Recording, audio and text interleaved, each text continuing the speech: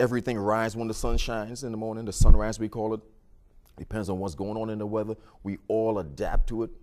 We function by it. There is nothing going on in the heavens that is not heard on the earth or experienced by the earth. So let me ask you that, is there anything you could point out specifically that we could possibly take advantage of in this day and age that would probably make us a lot better off? You know, instantly,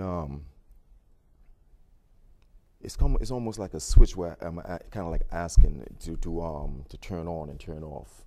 A simple shift of acceptance of consciousness, of hope and renewal.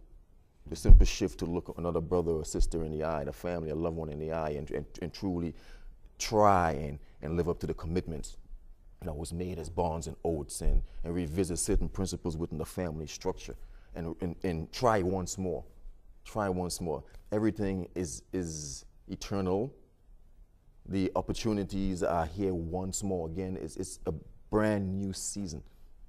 Mm-hmm. And at the beginning of every brand new season, there is hope in every aspect, for every aspect of life. So when you say the brand new season, are you relating to the 2000 year? Yeah, I'm relating to the new age of Aquarius, yes. The new age of Aquarius. Yes, we've seen that we've just left the Piscean age, the age of the fish.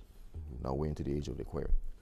So the Aquarian, but the Aquarian comes before the fish, doesn't it? Well, the way the energy runs, it runs like this. The counterclock. Oh, exactly.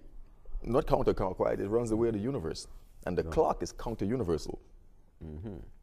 So this is one of the aspects that we live by, a whole different vibration that man created, the clock. So now we talk about the Aquarian age. Is mm-hmm. there some kind of, for instance, well, let's say, is there certain vibrations or certain things that would, you know, like the fish is the water, mm-hmm. and the Aquarian, I think, carries the water.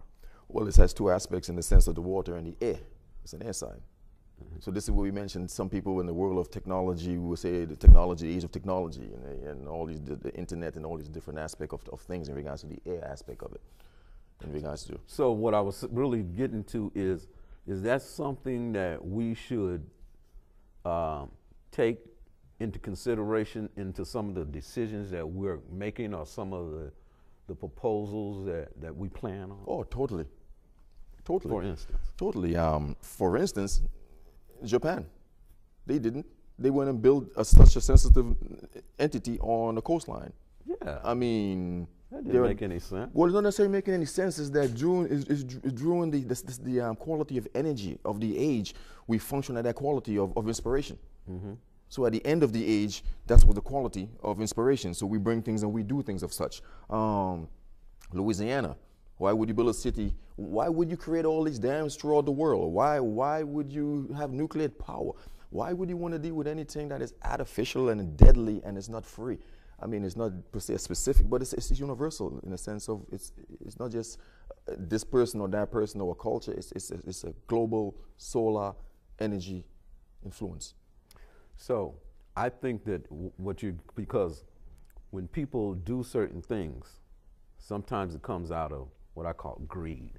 Mm-hmm. You know, they want more of, you know, the riches of the world. You know, in other words, they want to be, which is a joke anyway. You know, like for instance, they get the nuclear power, so they want more power in the world today, instead of understanding, like you say, the secret of the light, using the solar power, having things free. Because most of the stuff that everybody's building wants to gouge people. You know what I'm saying?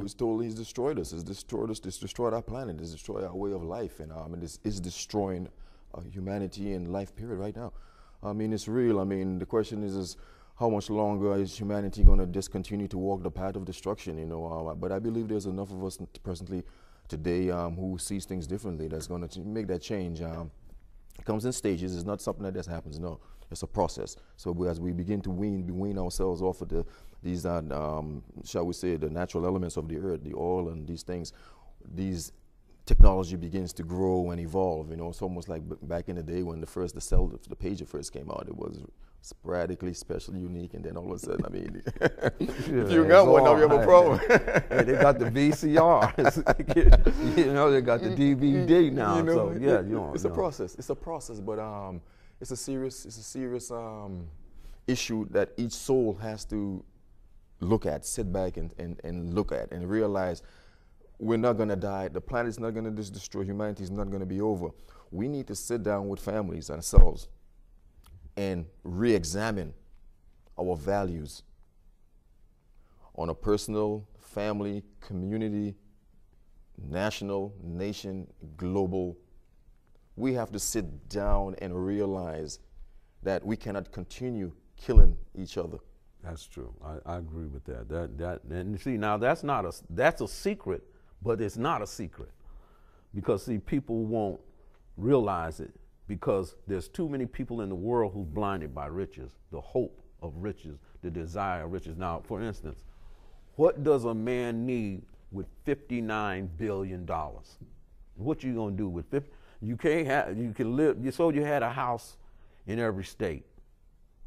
You could travel from house to house. What would you need with $59 billion?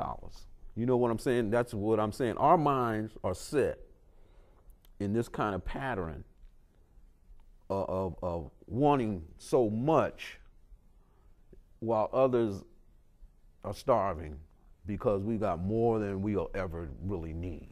Well, I guess I can say most of to answer the question, almost like with a question is almost like what would a person do with such a blessing? More so, you know, and there's a lot that can be done. We all have wants, and be it small or grand, it's a want. So it's what we do in our desires and intent to achieve these wants. This is where we need the rules and the recognition and the respect for the life principles as we begin to journey along the path of our desires. We're always going to have those who are more blessed on their path than others, and the soul or souls can always sit there and compare and analyze while in a sense losing energy and time while that same soul continues to grow, you know, or we can use it as markers, as the possibilities that we also can obtain also. Well, you know, to me there's a difference between wants and needs. Yeah, you know, I want a Rolls Royce, but do I need a Rolls Royce? Well, the question is too, to me, I will answer it more. So all these things, wants and needs, it's all about at the end a feeling. A feeling that we have attached. A sensation, a feeling. I feel good, a certain type of thing that is like you drink, the beverage you're drinking right now, it has a feeling. It resonates on a certain vibration. Yeah. And these things that you're mentioning, be it the vehicle or the house or what, the real estate, it carries a feeling. Some people believe that without having ownership of such or paying for it, they don't have the right to feel. So this is part of the freedom that has been denied in our culture, to teach the people, our youths in our schools, how to utilize our spirit aspect of ourselves, the unseen, the voice within, how to train that and retrain that so that we can now enjoy these things without paying the price of destruction.